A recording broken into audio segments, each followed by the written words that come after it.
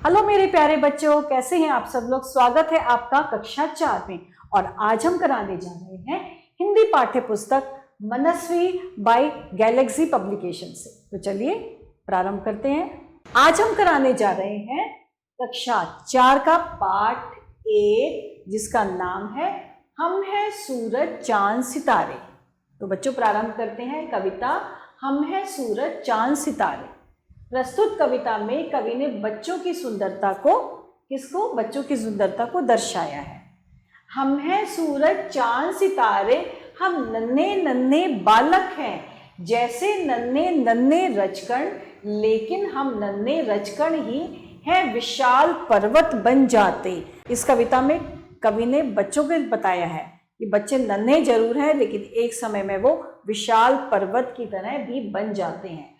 है हम बच्चों की दुनिया ही एक अजीब गरीब निराली, हम सूरत मंदिर की, हम सूरत मूरत मंदिर की, हम सूरत हैं भोली भाली। यहाँ न कोई भेद रंग है, सबके सब हम हैं एक रंग है। मतलब यहाँ पे कोई किसी का कोई काला है, कोई पीला है, ऐसा कोई भेद नहीं है। हम सब लोग एक ही हैं, चाहे हम गोरे हो चाहे हम काले हो, हम कोई भेदभाव आपस में नहीं रखते हैं। हम सब एक ही रंग के हैं। पूरब पश्चिम उत्तर दक्षिण सभी दिशाएं एक संग हैं। पृथ्वी माँ के राज दुलारे, हम हैं सूरज चांद सितारे।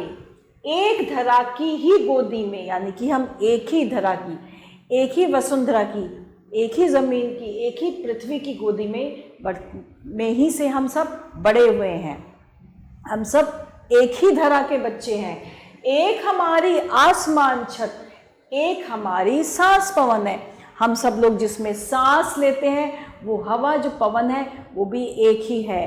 वो अलग अलग नहीं है कि इसके इधर है इसके इधर है। हमारी पवन जो हमारी सांस लेने की जो हवा है वो भी एक है, और हम जिसमें पैदा हुए हैं, जो हमारी गोद है धरा की, वो हमारी एक ही है।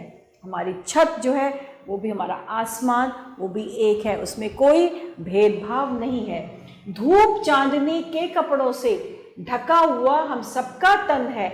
हम हैं एक विश्व के तारे, हम हैं सूरज चांद सितारे।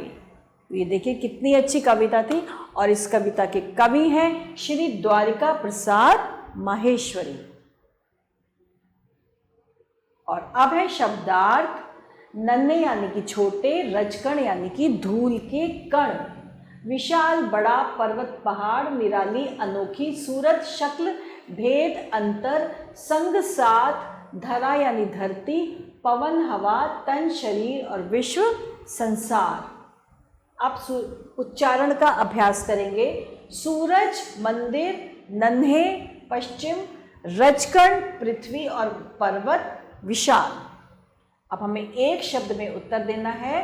यह कविता किसके बारे में लिखी गई है? ये कविता बच्चों के बारे में लिखी है। नन्हे रजकण क्या बन जाते हैं? नन्हे रजकण एक दिन जो है वो विशाल पर्वत बन जाते हैं। और अब हम इन कविताओं की पंक्तियों को जोर जोर से गाकर सुनाएंगे। धूप चांदनी के कपड़ों से ढका हुआ हम सबका तन है। हम हैं एक विश्व के तारे, हम हैं सूरज चांद सितारे। कौन है? ये बच्चे हैं। कवि ने इन बच्चों के बारे में बोला है कि हम सब जो है सूरज हैं, चांद हैं, और हम एक ही विश्व के, यानी कि हम एक ही संसार के, एक ही जगह के, हमारे अंदर कोई भेदभाव नहीं है। और अब हम क्या करेंगे? सही विकल्प पर सही का निशान लगाएंगे। तो सबसे पहले क्या है? बच्चे क्या हैं? सूरज है, चांद है, वह दोनों है। बच्चे दोनों हैं, सूरज भी है और चांद सितारे भी हैं। बच्चे किसकी सूरत मूरत है? घर की, मंदिर की, या पेड़ों की? बच्चे मंदिर की सूरत मूरत हैं। सभी एक संग हैं। दिशाएं, पेड़ या धूप? दिशाएं। हम सबका तन किससे ढका हुआ है? धूप चांदनी के कपड़ों से, तारों से, या पर्वतों से? धूप चांदनी के कपड़ों से। और इसके बाद है सही मिलान। सही मिलान में है हम हैं सूरज चांद सितारे। किसके लिए है? हम हैं हम बच्चों की दुनिया यहाँ न कोई भेद रंग का, माँ पृथ्वी के राज दुलारे। अब हम हैं सूरज चांद सितारे, हम नन्हे नन्हे बालक हैं हम बच्चों की दुनिया ही, एक अजीब गरीब निराली।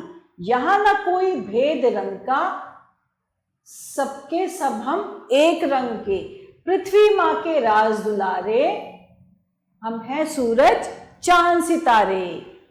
अब हमें क्या करनी है, अब हमें कविता की पंक्तियां पूर्ण करनी है। तो सबसे पहले है यहां ना कोई भेद रंग का, यहां ना कोई भेद रंग का,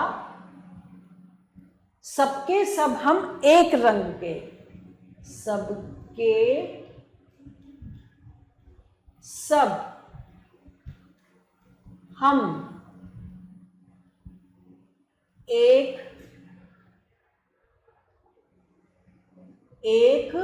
रंग है, सबके सब हम एक रंग है। पूरब पश्चिम उत्तर दक्षिण, पूरब पश्चिम उत्तर दक्षिण सभी दिशाएं एक रंग है।